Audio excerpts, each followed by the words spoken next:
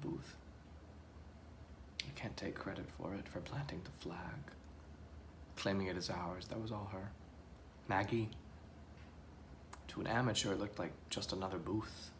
Big, smooth leather that stuck to your legs in the summertime, chipped formica, and a tiny jukebox, just like every table in the place. But Maggie, she sensed it.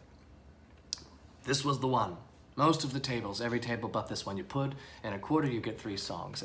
At our table, in our booth, a quarter got you 6. And I know that sounds like nothing, but there was this thrill, getting away with something, sharing a secret, just the 2 of us. Every time we'd hit song number 4, our first freebie, Maggie would blush. She'd squeeze my hand, and every time, like I wouldn't remember, she'd say, this one has to be special, because it was the first song we were just lucky to get. The stolen song, it had to mean something. Jesus, I loved that girl. I lost track of her for a while. I could say it was the usual things. Growing up, life, work, whatever. But I forgot to miss her. And in that moment, poof, gone.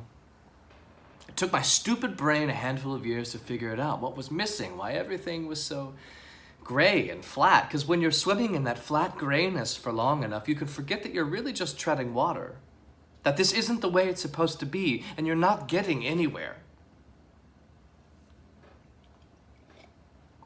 I asked around, and it turned out neither of us had wandered too far after all, and I sent her a message, and how about the diner? And the diner sounds fine.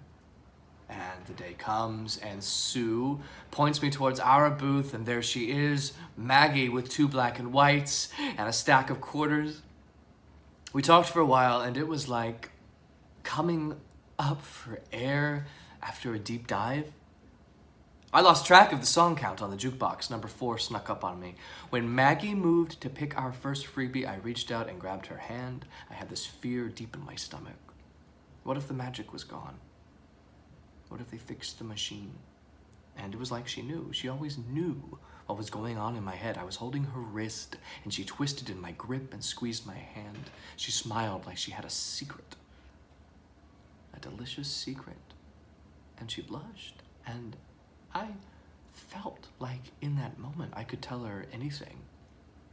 Everything. I took a breath, and all of it, everything I am, was balanced on the tip of my tongue, ready to flood the room.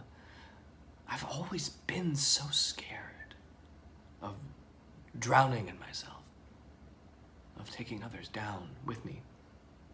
I blinked, and I could see us floating, laminated menus and homemade donuts drifting by in the current. But I felt her hand in mine, and I watched her choose a Sam Cooke tune. I exhaled. And together we started to swim our way to the surface.